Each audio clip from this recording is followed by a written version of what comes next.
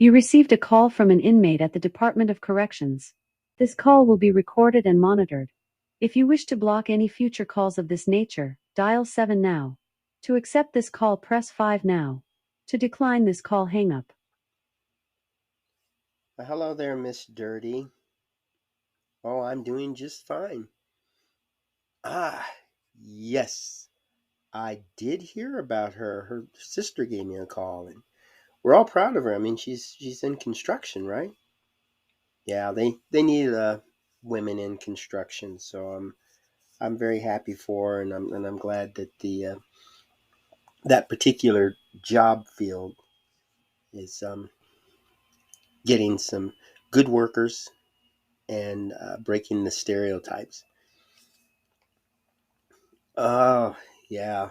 Well, I am glad that you did talk to her, and there were some other people too that were locked up that were talking to her. And she's an inspiration to everyone to actually take advantage of the programs while in prison, and then getting out and getting a job like that quickly and impressing the bosses. You don't go through the ranks like that and not show. Yeah, that's it. Yeah, it, she didn't really know what she wanted to do until she was taking these classes, and then now she's she's doing really well. Well, I haven't really. I did speak to her briefly, and she was telling me about her new position and how her life is going on, and she's got herself a girlfriend, and she's going to buy a house and get her family together, and she doesn't want to go back to prison. She doesn't even want to associate with any of the people that are in prison. She's keeping herself with positive surroundings. And that's one thing that she lacked while she was in her life of crime. She just didn't have anything to motivate her to use her own skills and talents. And she's had them all along. I know when I was talking to her in prison, she was saying she was really interested in doing some of those things after talking to the instructor and some of the other graduates. Uh-huh. That's exactly what we're looking for. We need people to share their story. And it's a shame that when folks get out, they don't really reach out and say, you can get out of there because I was in the same situation as you, and I'm doing fine without breaking the law. I know there are a few things that she's done. She did go back and she did speak to some of the people in the graduation class, and that's motivational. And some of the complaints I hear out of the prison system is that nobody is outside mentoring them. They walk out, and those folks that's been in there for 10 or 20 years, things have changed a lot out here. I've talked to folks that really don't know how to use a cell phone or use a gas pump now with all the changes that's going on. And we have electric cars, and prices are really high, and the housing market is You tough. have 60 seconds remaining. So there's a lot that a mentor could help work with them on, especially if they were either living together or in constant contact with each other. Yeah, and that's what we promote. That's what we want.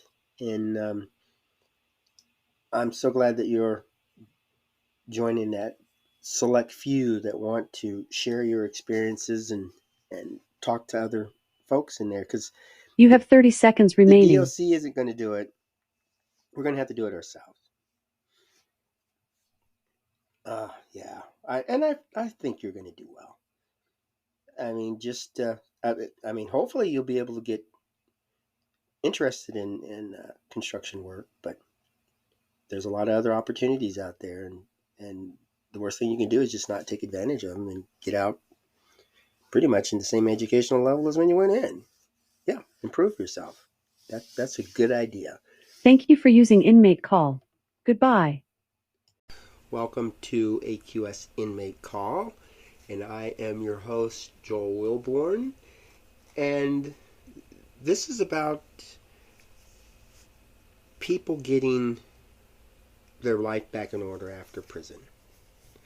You know, one of the things we don't like is getting up in the morning and finding out our car is stolen, or getting back from a vacation and our house has been ransacked, or a neighbor was shot to death. These things, it's not good to hear. And life would be very comfortable and pleasing if these things didn't occur. And in many cases, people look for cities with low crime rates before they even move. And we come up with different ways to stop crime or to reduce it. And I don't see it working, but people just keep on doing it. And they'll suggest something and say, well, it's better than doing nothing. And, you know, if it's not stopping crime, it pretty much is doing nothing. You're spending all this time and effort and it's doing nothing because the crime still goes on. But my biggest advantage in trying to reduce crime is that I speak to the people who committed the crime. And if nobody talks to them, nobody listens to them, nobody works with them, they're going to get out and do it again. Because nothing's changing. And we have a unique opportunity. These people are locked up. And we're not talking about people who we don't know anything about. You know, if you're watching the news and there's a crime spree, people are vandalizing cars. The issue isn't the people that's locked up in prison. They're not the ones that's vandalizing the car. And so you could criticize them and you can say that these people deserve to be there and they don't deserve to have any benefits when they get out. They committed a crime and they got caught and they're paying the price. No other way to look at it. But these people are vandalizing the car. They're free. They're living amongst you and they're going to continue to do it until they get caught or decide they don't want to do it anymore. And there's really not a lot we can do about that once it's out there going on. And they'll do it for whatever reason. And no two reasons are the same. But once we do catch them, then we can find out why they did it. And we can find out how we caught them, what the targets were, what type of community they were looking for. And we can share this knowledge. And it could be, you know, I saw a video on social media that showed how to steal these cars or how to find prime targets where you wouldn't get caught, disable cameras. And the public knowing that, these people are watching videos and they're learning about it, they can be a little more cautious about what's going on. And a good thing was if there's a neighborhood where there's cars being stolen, put a club on the steering wheel or put a tracking device in there. There's been people that's used some of these tracking devices hidden in the car so they can find it. And that helps police officers. But I guess the best way is to find a way to demotivate the potential criminal. And when a person's locked up, that's when you want to sit down and talk about what prompted you, what happened, what went wrong. And some of them might say, oh, I'm just part of a gang and that's what we do. Or I really don't care, or I'm getting revenge. You know, it could be things that we really have no control over, and even if they do get out, they'll keep on doing it no matter what we do. Because that's just their nature and that's who they are, and they have every right to do that. It's just that as a society and with law enforcement, we need to reduce that the best we can. And if these people who really don't care are willing to talk, then law enforcement could use that information. You know, these people, are they committing these crimes because that's their nature, that's what they do?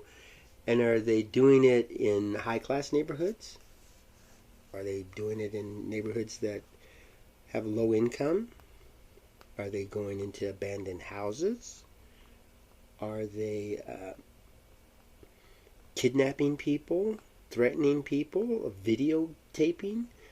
And these things could be used to help prevent a crime. You learn that by talking to people who are locked up. They're a resource. They're in prison. They committed the crime. They have all this knowledge. Let's get it out of them.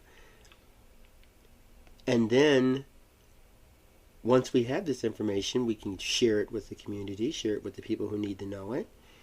And that could lead to a reduction in crime. Also,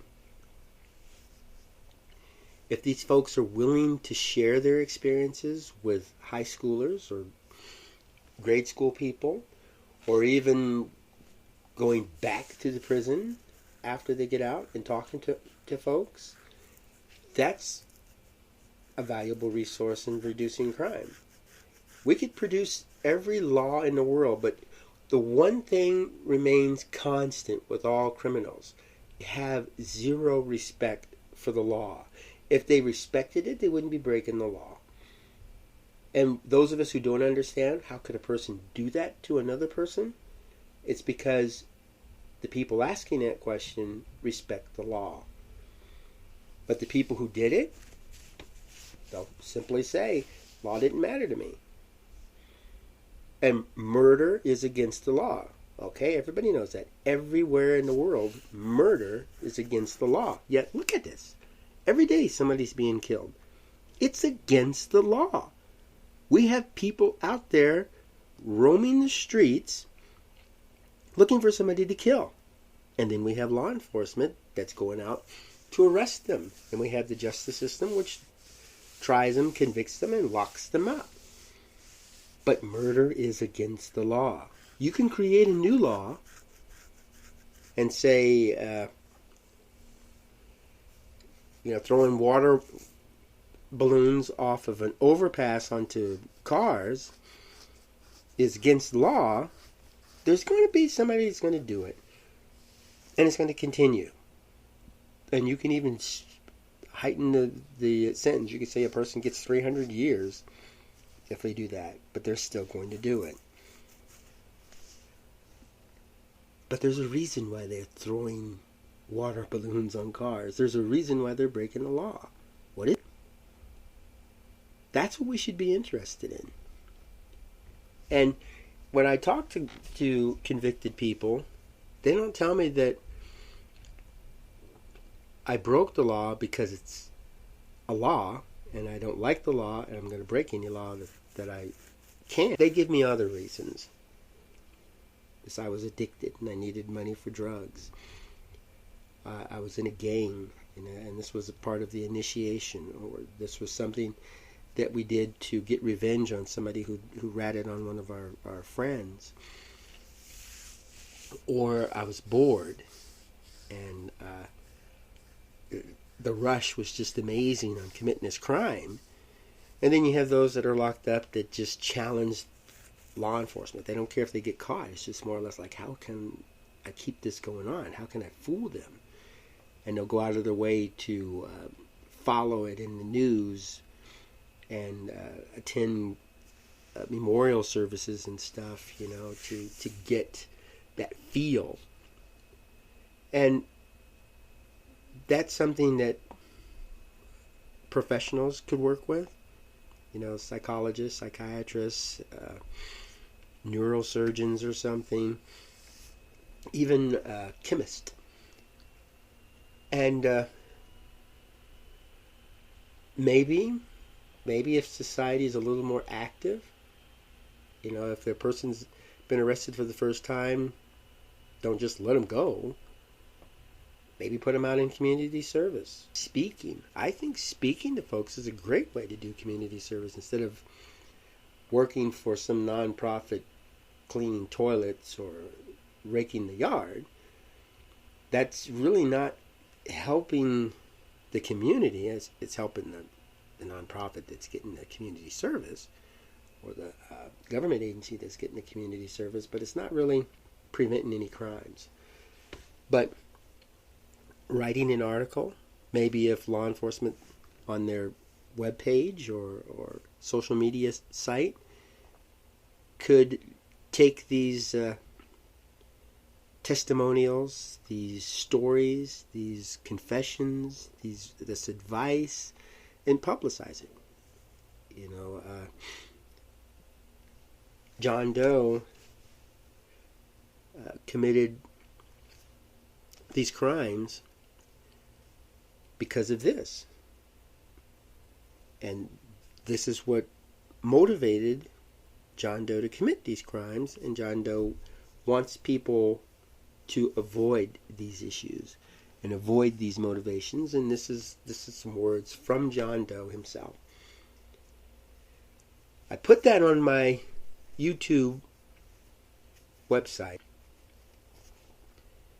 because I believe the words incarcerated have strong purpose, powerful meaning.